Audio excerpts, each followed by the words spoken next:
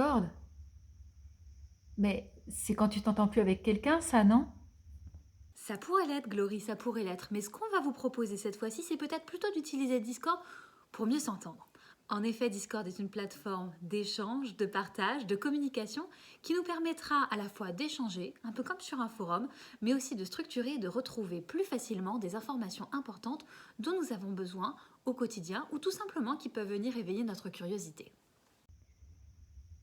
Et quel est l'objectif de Discord à l'AFDEM?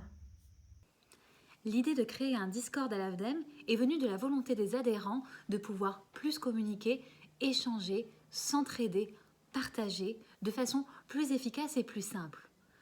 Depuis la création de l'AFDEM, de nombreux outils ont été mis en place pour répondre à cette demande, à ce besoin et à cette envie, comme par exemple les listes de diffusion par mail. C'est donc tout naturellement que nous avons eu envie d'aller plus loin en proposant un nouveau système de communication qui permettra de soutenir les échanges, les débats, les partages, les idées, les initiatives, l'entraide et la solidarité.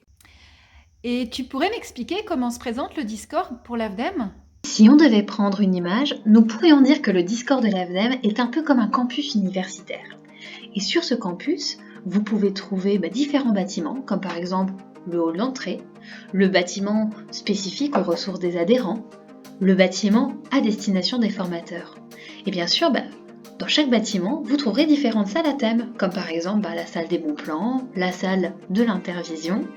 Et bien sur le Discord, on retrouve un petit peu la même chose. Donc vous avez les grands titres qui représentent les bâtiments, par exemple le bâtiment adhérent, au sein duquel vous allez pouvoir trouver différentes salles avec différentes thématiques.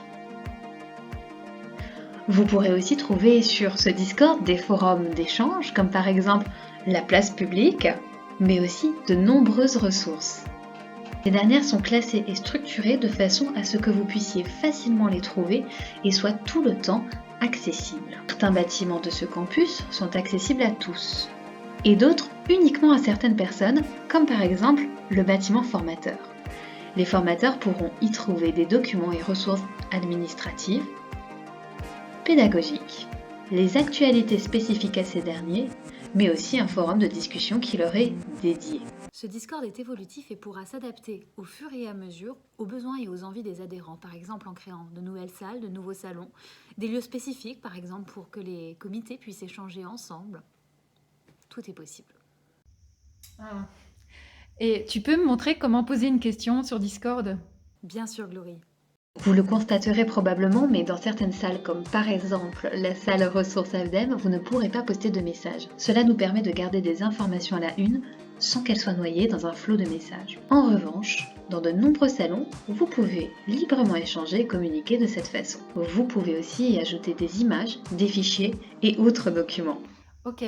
Et t'installes ça comment? Sur PC et même sur Mac?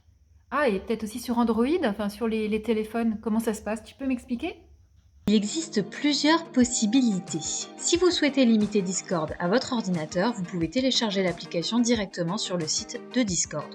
Vous trouverez le lien dans le texte descriptif de la vidéo. Si vous souhaitez en revanche l'emmener partout avec vous, vous pouvez aussi le télécharger sur votre téléphone. Les tutos d'aide à l'installation sont dans le texte accompagnant la vidéo.